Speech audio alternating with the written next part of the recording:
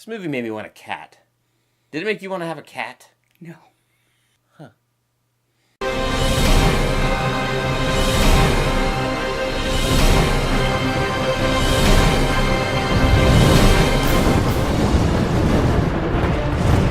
The Secret Life of Pets.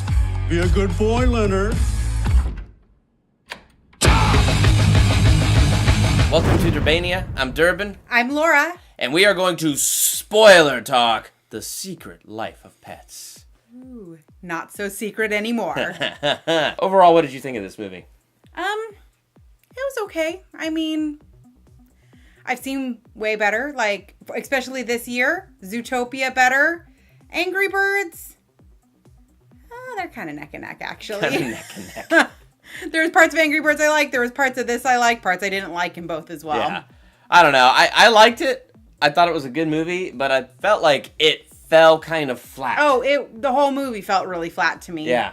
And so I guess one of the biggest things is, so that first trailer that came out where you get to see the secret life of pets. You know, we have that montage of all the owners leaving, and you see the bird being the plane, you know, acting like that, and, you know, the dog barking at the squirrel at the window. It's like that whole montage is the whole beginning of the movie. Honestly, I felt like from the trailers, we saw the first half of the movie. Oh, yeah. I mean, there were parts in the first half that we didn't see in the trailer, but honestly, because of the trailers, you just... I don't know. It seems like the first chunk of the trailer, you know, where they're trying to get you to know the story, and they're showing you that secret life of pets, and you see Duke throw Max in the trash can, and you have that weird hairless cat and stuff like that. So that whole first half of the trailer, where it's just supposed to give you that setup so you know what this movie's about, that was the movie. Like, that was the whole beginning of the movie. The entire movie took place in an 8-hour day. Yes. And so what was really interesting was it's like the trailer was really just a condensed,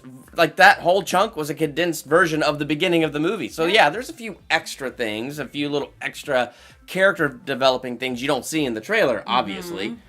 But overall, when it comes to the jokes and the punchlines and the funny stuff and the stuff that really kind of makes it shine. In the trailer. It's in the trailer. I get it. Yeah, I know. And with trailers, you want to put your best foot forward. And what she says is true. This movie was under an hour and a half. Oh my gosh, I couldn't believe that we got out of the theater. I mean, albeit, for some reason, we didn't have trailers, just a short. But we were out within an hour and a half, and we kind of just went, huh. But we wouldn't have wanted the movie to be any longer. No. It was long enough. There are some movies where I feel like we got gypped, like Batman v Superman. I'm looking forward to that Ultimate Edition and getting that extra half hour because I want to see that stuff rounded out.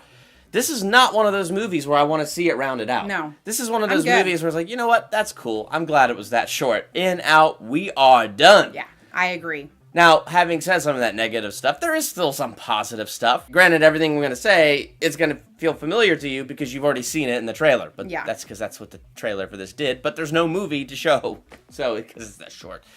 I don't know. Like, there's a lot of good stuff. I really don't even know where to begin because... I'll say Gidget was great. Gidget was great. I like Gidget. And I liked when... And Gidget's a little white fluffy dog. Oh, yeah, those really annoying dogs, the type of dog I would never want to own. No. In a million years, I would never want to own that kind of dog. It's a princess dog. But it was great that, you know, she was the one that noticed the dog walker forgot to bring home Max and Duke. And because she has this massive crush on Max, and because she loves to watch soap operas when her owners are away.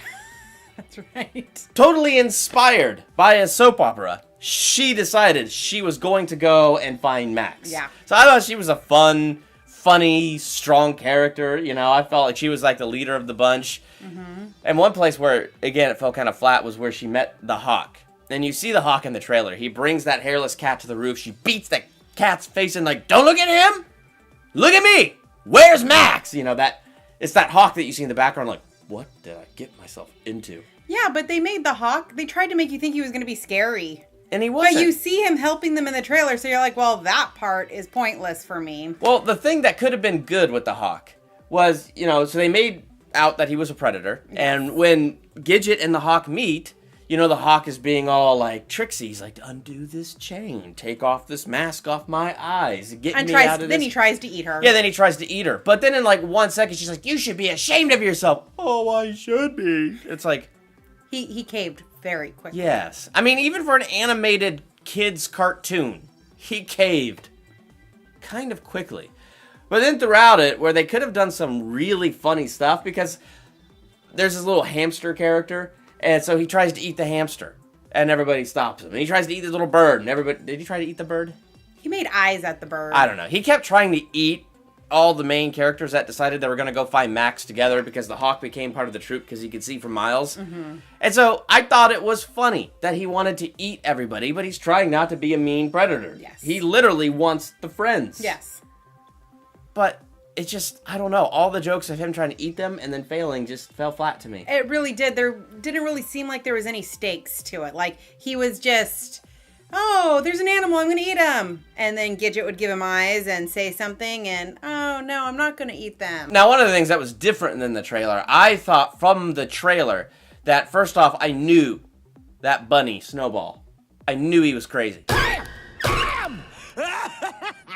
That ball of fluff's got a screw loose. But the trailer made it look like they go through some initiation thing. It makes you think they're always friends. Yeah, it makes you think Max and Duke prove themselves, so they develop a friendship with Snowball. But that's not what happens. Snowball is like a villain, and he wants vengeance on Max and Duke.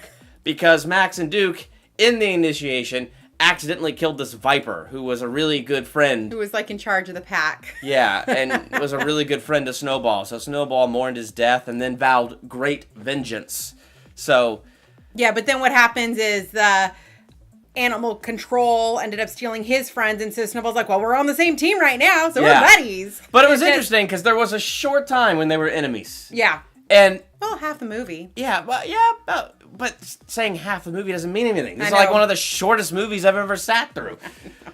But like during that brief period where they were enemies, his character was far more interesting and far more funny. Mm-hmm. And it was just hilarious to see him try to just track down and his threats of vengeance and, you know, and then he had this whole plot that he wanted to take down humanity. I'm telling you, Snowball's the best character in this movie. Yeah, he was entertaining, and that's unfortunate because there was so much potential in this movie and it just wasn't there. Yeah.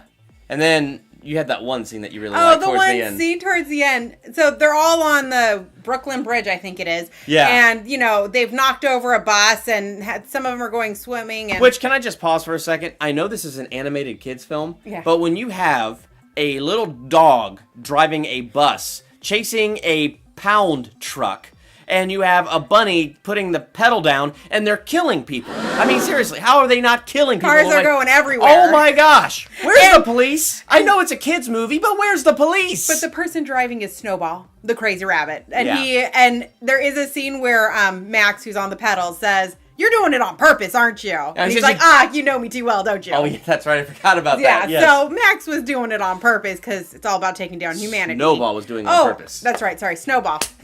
My bad. The movie. Anyway, go back to your favorite part. I know, but so after that whole scene, it looks like Snowball is hurt, so he's kind of passed out after the accident, and so all his, like, compadres are coming down on Max, and then all of a sudden flies in all... They didn't know Max and Snowball that temporarily they were friends at the moment. had a truce. Yeah. Yeah. And so all of a sudden... Gidget and the posse that's coming to save Max comes flying in, and literally they all just stand back, and Gidget knocks the snot out of everybody. It's like a scene from The Matrix or a scene from, it just like and it was funny. It's like, but it wasn't over the top. Like they didn't do it way too long and they didn't do it too short. So you got just enough of it that it was funny, but any more would have been over the top. Well, nothing was way too long in this movie, but watching Gidget had this kung fu fight and beating the ever-living tar out of all these other animals was truly... It was funny. It was unexpected. The highlight of the film. Yeah. But then beyond that, like I said in my spoiler-free, Max and Duke hate each other. Max and Duke end up lost and go on this adventure and bond and become friends with each other over sausages at this sausage-making factory. Then Max says, hey, let's go find your old owner trying to be a good friend. Yeah, because Max recognizes the sausage factory, something he used to walk by with his old owner. The old owner was dead,